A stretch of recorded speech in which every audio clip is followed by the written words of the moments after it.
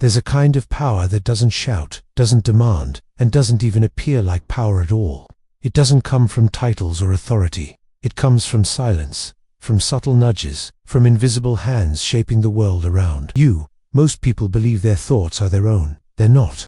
Every belief you hold, every decision you've made, it's been guided, influenced, planted there by someone who understood how to control without ever being seen. This isn't persuasion. This isn't charisma. It's deeper than that. It's about reshaping reality itself so that people willingly walk down the path you've chosen for them, thinking it was their idea all along.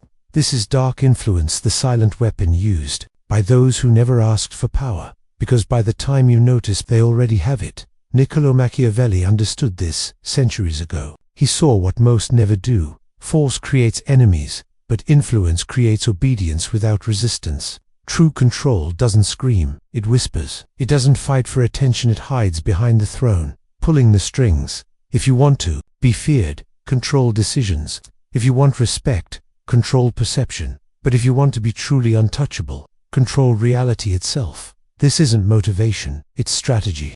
And if you learn it, you'll never need to demand power. It will be handed to you. Before you can move anyone, you must first understand them. Not their words, but their behaviors, their patterns, their insecurities. Watch what they fear losing. Watch who they try to impress. The skilled manipulator doesn't waste energy convincing everyone. He studies the weak links, the ambitious, the insecure, the approval seekers. These are the strings easiest to pull. The battlefield isn't physical, it's emotional. Find the cracks in someone's armor, and you don't attack them head-on. You widen them, slowly, silently, until they don't even realize they've been opened up. Logic rarely drives action. People don't crave being right. They crave feeling validated. They want to feel important. They want to belong. If you can frame your ideas as the key to their desires, they will follow you without question. Feed their ego. Make them feel admired. Make them believe they're part of something greater than themselves. And they will thank you for the privilege of serving your goals. Machiavelli said it best. People are driven by two forces, fear and desire. A skilled manipulator uses both. Offer hope, then exploit dread. Push and pull until they can't tell the difference, and they will never see the chains around their own wrists. The novice wants credit. He wants applause. He wants everyone to know he's in control. That's weakness. The true power broker hides. He lets others believe they're the ones leading. He vanishes behind the curtain while the world unknowingly bends to his design. His influence is quiet, invisible, and inescapably like gravity. You don't need validation. You don't need recognition. You only need results. Every conversation is a test. Every word is a clue. People constantly reveal themselves without realizing it through hesitation, nervous laughter, tone shifts, or glances at those they fear or respect. Pay attention to the details everyone else ignores. Watch who interrupts when they feel insecure. Notice whose voice tightens around authority. Piece by piece, build a psychological map of those around you. Once you understand how someone sees the world, reshaping it becomes effortless. It influences a long game. Every word you say should be a seed. Plant it, leave it, and let it grow until it feels like their own idea. Don't focus on the immediate reaction. Focus on the ripple effect, the way their feelings shift tomorrow, next week, or after others unknowingly reinforce what you planted. That's how influence works. Not in moments, but in narratives. The greatest manipulators never reveal themselves. The instant someone knows your agenda, they resist. That's why you must cloak your true intentions in misdirection. Act passive while you're scheming. Act loyal when you're not. Even pretend incompetence when you're playing the sharpest. Move on the board. People lower their guard for those they underestimate. Let them believe you're harmless, then move when they stop watching. Even your flaws can be weapons. Strategic mistakes, hesitation, even a staged failure can make you look human, approachable. And once they relax, you own the board. Silence is your ally. Let others talk, explain, overshare, justify, say less, and they will reveal more than they ever intended. In their rush to fill the silence, they give you the keys to their mind. You don't push, you don't demand, you simply allow. Let their assumptions form, let their trust grow, until they see you as incapable of deception. That is when you've won, because they won't defend against the threat they don't believe exists. When it's time to act, you don't warn, you don't explain, you move, and by the time they realize what happened, it's too late. True power doesn't begin with action, it begins with perception. The one who controls the story controls the mind, and once you control minds, you never need to raise a weapon. Machiavelli understood that people rarely want the truth. They want a version of it that flatters them, comforts them, or justifies their fears. Feed them that. Craft illusions laced with enough truth to feel real. Once your voice becomes the one they trust most, their thoughts will echo yours without question. Reputation becomes your currency. Build it piece by piece until your words carry weight simply because they're yours. At that point, you won't need commands, only implications. A glance becomes an order. A pause becomes a warning. And a single sentence can reshape everything. This is the essence of invisible power. Not forcing obedience, but designing a world where people follow you willingly, where walking away from your influence feels like stepping into chaos. And when that happens, you won't need to take power. They'll give it to you. They won't hold on to you because they're weak. They'll hold on because, in their mind, you've become the only certainty in a world full of chaos. And that's when control stops being something you fight for and starts being automatic. You no longer need to push them. They push themselves. You've shaped their reality so deeply that they police their own thoughts to stay loyal to the vision you planted. They defend you without being asked.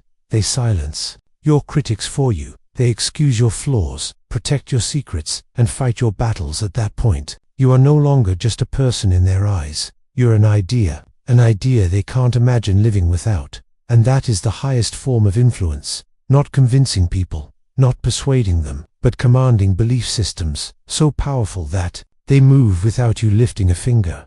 The greatest strategists in history understood this. They never wasted energy on direct fights. They let others, loyal, blind, and eager, do it for them. Real influence isn't about how many follow you openly, it's about how many act on your will, thinking it was their own. That is the elegance of unseen power, remaining untouchable while your enemies are destroyed by people who don't even realize they're working for you. Machiavelli wrote about this. He didn't just preach cunning, he showed rulers how to rule invisibly. Proxies. Because when your hands stay clean, your power cannot be traced. You're not seen as the enemy. You're not even in the picture, but your shadow touches every move, every whisper, every betrayal. This is how power multiplies without risk. You don't merely lead, you install your thinking into others. You withdraw and watch them execute it willingly. Every ambitious man craves a cause. Every insecure mind longs for validation. Every lost soul searches for purpose. And if you're ruthless enough, you become the one who supplies it. You don't beg for loyalty, you design it. You shape their needs so perfectly that serving you feels like serving themselves. Give them a target, stir conflict, feed them words that justify action in your favor. Then believe they're fighting for justice, for loyalty, for freedom, when in reality, they're nothing more than pieces moving for your quiet gain. And when your rivals fall humiliated, broken, you will be nowhere near the scene. They'll run to you in the aftermath, seeking comfort, never realizing you orchestrated the storm. Be the savior and the architect all at once. This is how empires are built, not by brute force, but by careful orchestration.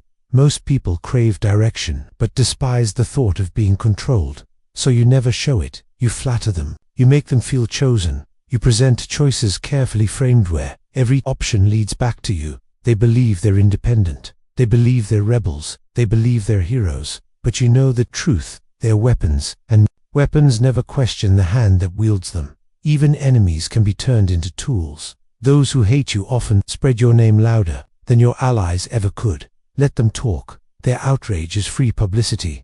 Their obsession keeps you alive in their minds, even as they think they're tearing you down. This is dominance. To have even those who despise you serve your purpose unknowingly. And when the dust settles, when alliances crack and pawns burn out, to simply step back. You vanish. Let them claw at each other over the wreckage while you've already prepared the next move, the next pawn, the next quiet war fought in your name. Because a true manipulator doesn't crave attention. He thrives on leverage. He speaks rarely, acts slowly, and watches others bend themselves in confusion trying to decode his silence. The strongest influence is invisible. It doesn't feel forced. It feels like destiny. You don't control people with chains. You control them by making them believe they're free while walking exactly where you lead. And when they finally see the strings, if they ever see them, it's already too late. Their loyalty has turned into dependency. Their independence has quietly been rewritten as obedience, and you, the invisible hand, remain untouchable. This is why sentiment has no place here. Emotion is the enemy of strategy. The moment you hesitate out of pity, guilt, or attachment, you become prey for someone colder than you. The dangerous manipulator feels deeply but acts as if he doesn't. He doesn't explain. He doesn't defend himself. He doesn't need to. Every time you justify yourself, you surrender control of the narrative. You hand them the pen and let them write your story in ink you cannot erase. And once that happens, it doesn't matter if you were right, because perception, not truth, is what rules this world. Stop explaining yourself. Stop begging to be understood. Let them misunderstand you. Let them whisper in corners, inventing myths and half-truths.